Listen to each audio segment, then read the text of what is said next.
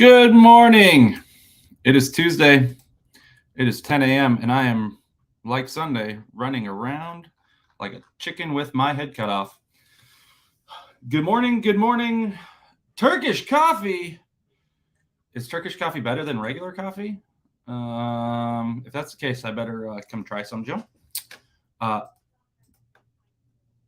Good morning. I'm glad Bill has made it home safely.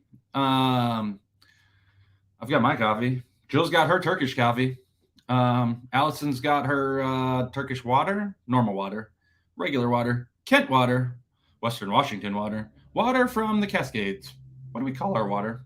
Tap water? Regular water? Filtered water? I don't know. Doesn't matter.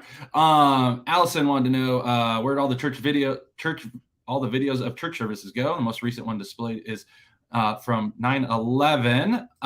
Allison, the YouTube must have changed the way it's displaying them, and so there's probably a link, a heading you can click on it that has live or videos versus live, and if you look at the top of the page, the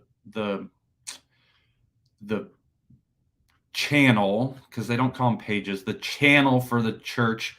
There's home, there's videos, live, playlist, community channels about. Videos will show you anytime that we've recorded something and uploaded it.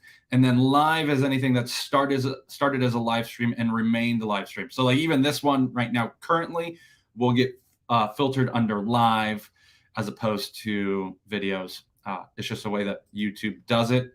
And so all the church ones, for the most part, should be on there under that way because they go live and then they're archived as live as opposed to a pre-recorded video. So if you're looking for church services in a particular one, it's probably going to be under live in just whatever the date it was for it. So let me know if that does or does not work, and I can try and help you out with it. Today, we're doing Are You Ready? Part 29. It's no longer election edition. And we're going to be looking at Revelation 18. But before we get there, announcements. Thanksgiving baskets and Christmas gift cards.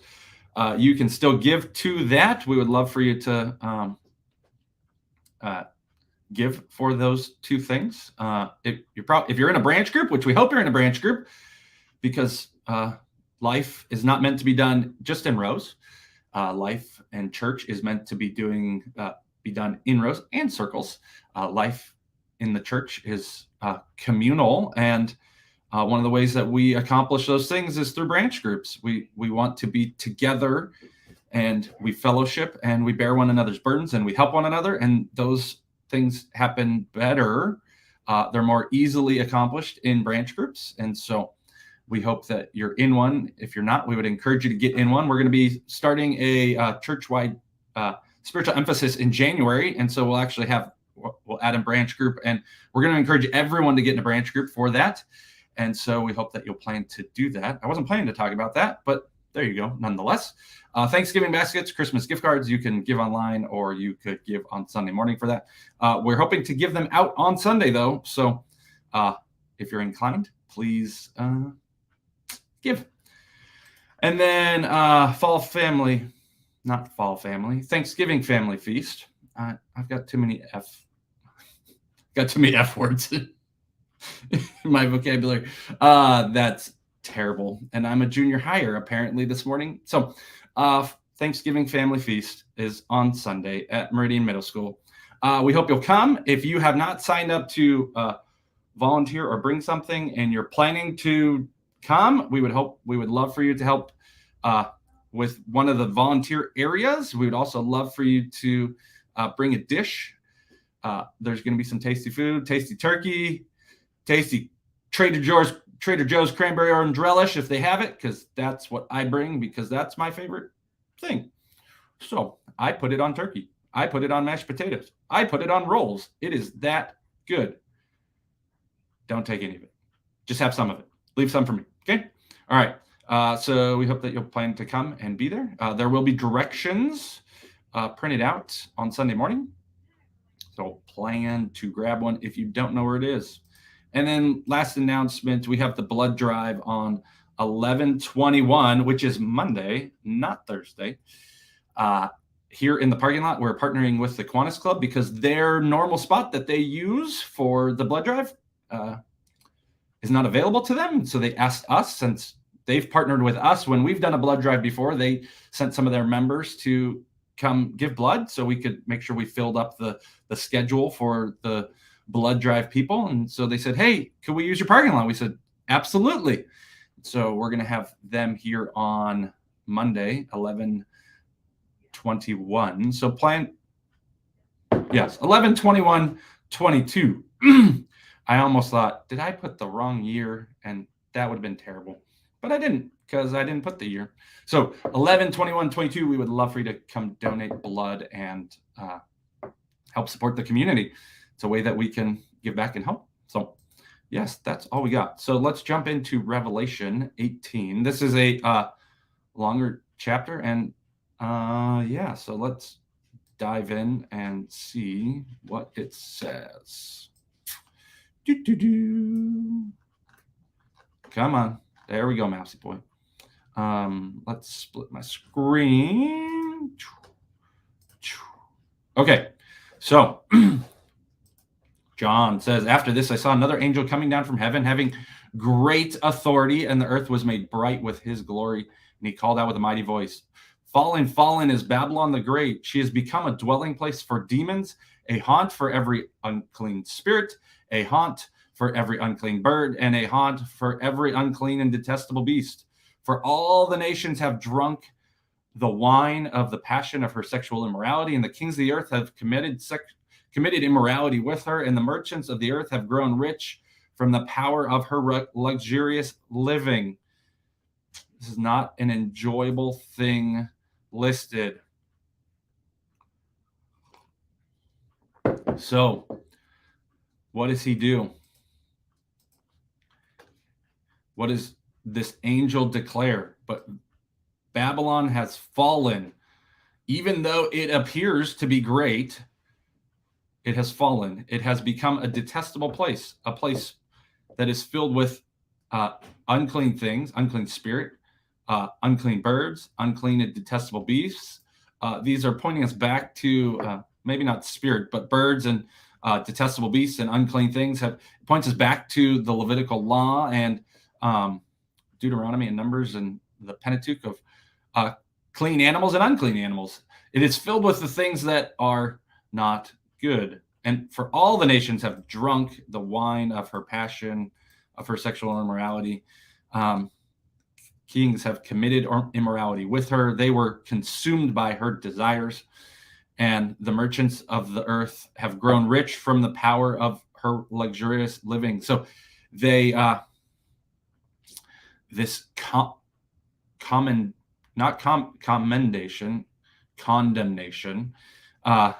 on Babylon and those who follow her. It says, then I heard another voice from heaven saying, come out of her, my people. So at this point in time, there are God's remnant in the unclean place, lest you take part in her sins, lest you share in her plagues. For her sins are heaped up as high as heaven, and God has remembered her iniquities. Sometimes it looks like society is going headlong in the wrong direction, and God is doing nothing, but God remembers her iniquities. We are told that in the Old Testament that why did God wait so long to cast the nations out of the promised land? It's because their sins had to be built up. It had to fill up.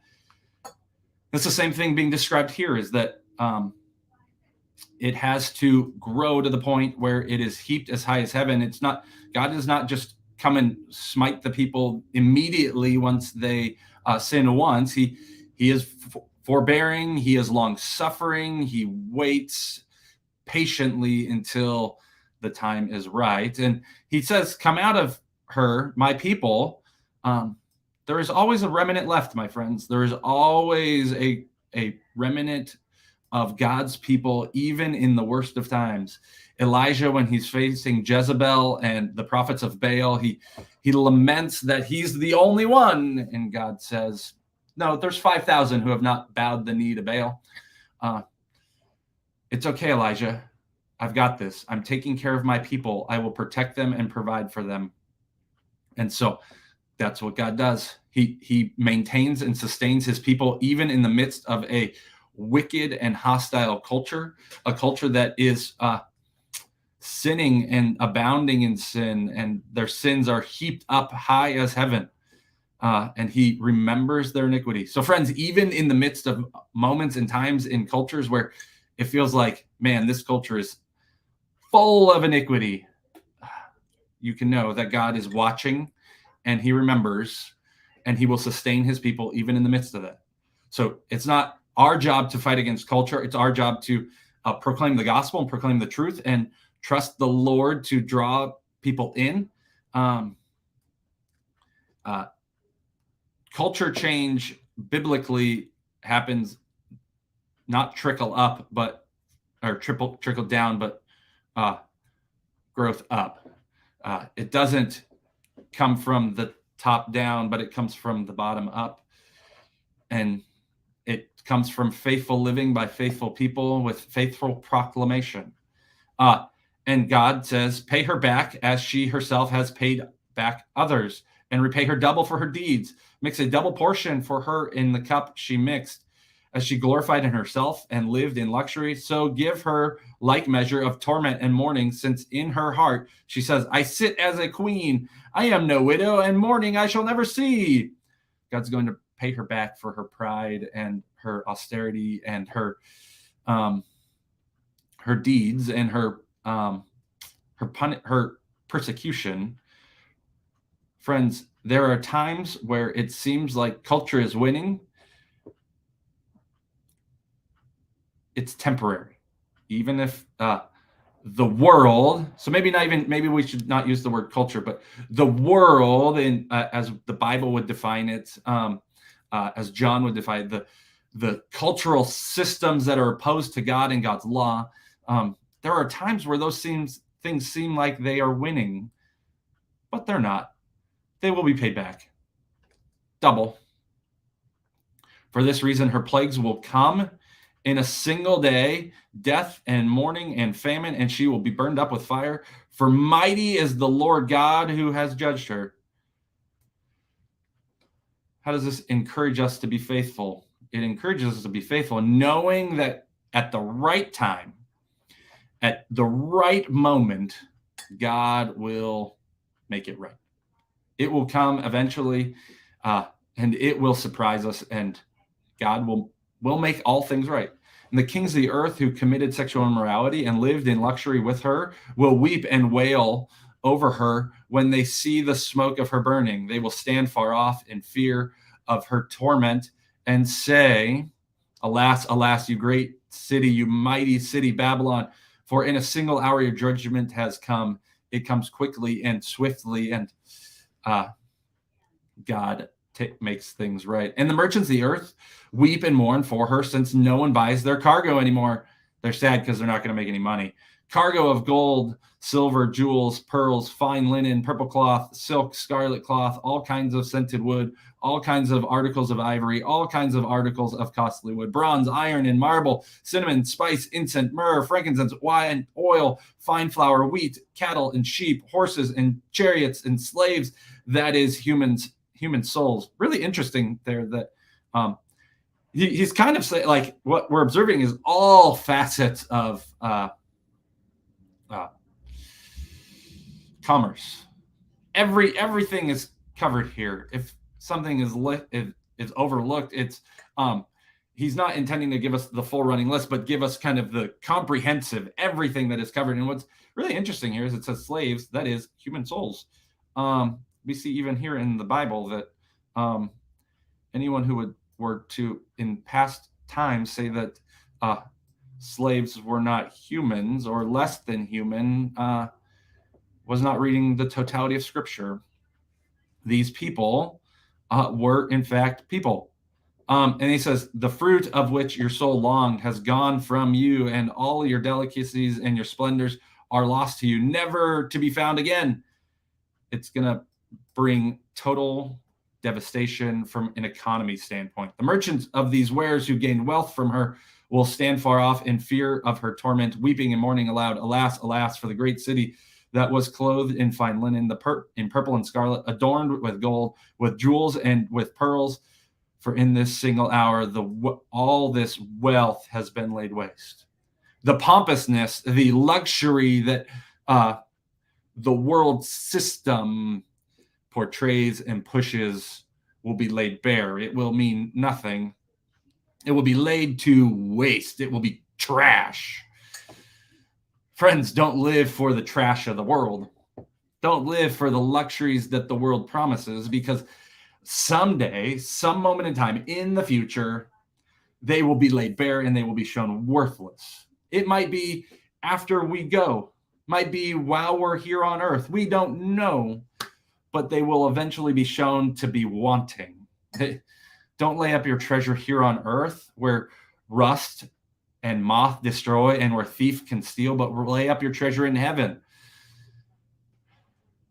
Friends, the wealth of this world will be laid to waste. That doesn't mean we don't seek to earn money and we don't seek to use it, but we use it in light of God's kingdom and God's economy for the blessing of others and to meet the needs of others. It's really interesting when you look at Paul's admonition for the thief to no longer steal in one of the pastoral epistles. He says, don't steal, but don't let the thief continue to steal, but have him work so that he can provide for others, not for himself. God's means of blessing, God's purpose for blessing is so that we can bless others. Abraham was to be blessed by God so he could be a blessing to the nations. We're to use our wealth to win others for the kingdom, for God's purposes. Then he says, all shipmasters and seafaring men, sailors, and all whose trade is on the sea stood far off and cried out as they saw the smoke of her burning. What city was like the great city? And they threw dust on their heads and wept and mourned, crying out, alas, alas, for the great city, where all who had ships at sea grew rich by her wealth. For in a single hour she's been laid waste. Rejoice over her, O heaven, and you saints and apostles and prophets, for God has given judgment for you against her. There will come a day when the world system will be overthrown, and we permanently, and we will rejoice. Friends, when God's kingdom reigns, when the prayer of our hearts that we are taught by our Lord, our Father who is in heaven, hallowed be thy name, your kingdom come, your will be done on earth as it is in heaven. One day that those prayers will come to full and total fruition, and we will rejoice. We will rejoice in God's victory. When God is victorious, God's people rejoice. When Joshua and the Israelites walked around and marched around Jericho and they were victorious, they rejoiced in God's victory. When God's enemies stand defeated, there will be joy. It will be a good day. It will be a wonderful day. And it will be a terrifying day. In 2 Corinthians, I believe it says that we are the aroma of victory for those, for some, and the aroma of death for others. It's picturing a Roman victory parade entering into the city after the Roman legions were victorious, and there is a parade celebrating their victory, and there are incense being burned, and there is the smell of celebration. But with that victorious celebration comes those who are slated to slavery and death. And so the victory celebration is good for those who are on the winning team, but it is devastating for those who are on the losing team. What the book of Revelation is reminding us about here, what John sees here, is that it will be wonderful and glorious when God's victory is manifested completely, and it will be devastating for those who are not with him. For God's people, for the saints, for the heavenly hosts who still worship and serve the King, it will be a glorious day with much rejoicing. And it will be a terrifying day for those who have not served him, who have not come to him, who have not put their faith and hope and trust in him. Friends, we can look forward to this day. It will give us hope that one day, knowing there will be the victory, we can wait patiently and endure and long suffer like him. Then a mighty angel took up a stone like a great millstone and threw it into the sea, saying, so will Babylon, the great city, be thrown down with violence, and will be found no more. And the sound of the harpists and musicians, of flute players and trumpeters, will be heard in you no more. And craftsmen of any craft will be found in you no more. And the sound of the mill will be heard in you no more. And the light of a lamp will shine in you no more. And the voice of the bridegroom and the bride will be heard in you no more. For your merchants were the great ones of the earth, and all nations were deceived by your sorcery. And in her was found the blood of the prophets and the saints, and of all who have been slain on earth. Friends, one day God will make it all right. One day the blood of the saints and the prophets will be vindicated completely and totally. One day Jesus is going to come back. Wait, it's not in this passage. It's actually in the next chapter, but he will come back on his trusted steed, and the sword will protrude from his mouth, and his robe will be dripping in blood, and his final victory will be had. We can look forward to that day. We live, but now in the in-between. We live between D-Day and V-Day, for to use World War II language. The cross was D-Day. The end of Revelation is Victory Day, V-Day. We live in the in-between, here and now, and we trust that the victory will come at the right moment, at the right time, and God's victory will be in totality. He has said it, he has promised it, and he will bring it to fruition. So we rest in that until he does. Walk faithfully with him, knowing that even though the world system seems to be winning at times, it will not ultimately prove permanently victorious. And if we look at history for anything, we know that the once powerful empires eventually crumble, the world systems eventually fail, and another one rises in their place eventually. So we can trust that even if there's a period of time where it seems like the world system is winning in a way that it's going to win permanently, that God remains steadfast and he remains faithful, and he will judge them for their sins and will give them their plagues, and he maintains his people. If we take anything from the story of the Israelites in the Old Testament, is that God is faithful to his faithful remnant. They stood strong, and we can stand strong too, even in the face of terrible calamities. So, friends, I hope that encourages you. Wanted to circle back to something that Allison commented about I'm assuming the YouTube video things. Yeah, Allison, that's not something that we can control. That's how YouTube chooses to organize them. And so you would just, when you go to the homepage or the channel page of on YouTube, so youtube.com/VVCC Kent. And at the top of that, it says live, or at the top, you'll start on the homepage. You just need to click live, and that's how YouTube has decided to organize those and distinguish between those. We can't control that. So, and I'm sure they're little robots. If you emailed them, you could tell them that seems complicated, but I doubt they would do anything. So yeah. That's really the only way to do it. What you could do if she watches on a computer is to bookmark it on the computer for her, and then she would just have to click the bookmark. That would be an easy way to do it.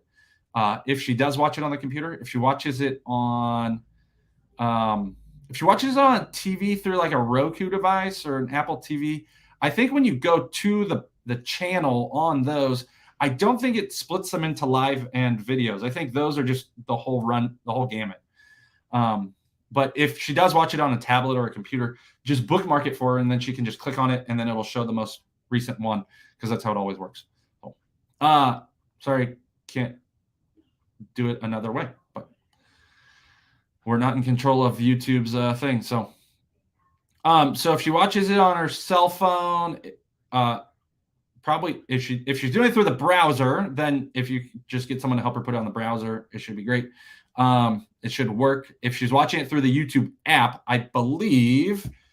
Here we're gonna chase a mini scroll here. So I'm gonna go in the YouTube app on my phone. Oh, you can see my little ring light, and you can see my monitor. And so if you go to library, no, not library, subscriptions, and you click on, so if you click on, if you're on the phone in the YouTube app, it puts them in the order, all the videos in the order. So it's not just like the one at the very top is what we're doing right now. And then the one below that is the church service from this Sunday. So if she's going to it through the app, it should be the top one on there, unless we've done one of these since then. So she would just want to scroll back to the most recent one if she's using the app on her phone. If she's not using the app and she's going to the YouTube channel on the browser, she might be getting that other thing. But if you can get someone to put the link to bookmark it, then she could just click on it and go to the live video. So yeah. All right, friends, I hope you have a great week. I will see you Sunday morning and then Sunday night, and it's going to be delicious turkey because it's Thanksgiving time. It'll be a glorious day. Glad to help, Allison. Glad to help. Yeah. All right. Hope you have a great day, and I will see you soon. If you need anything, let us know. We're praying for you. Love you. Stand strong.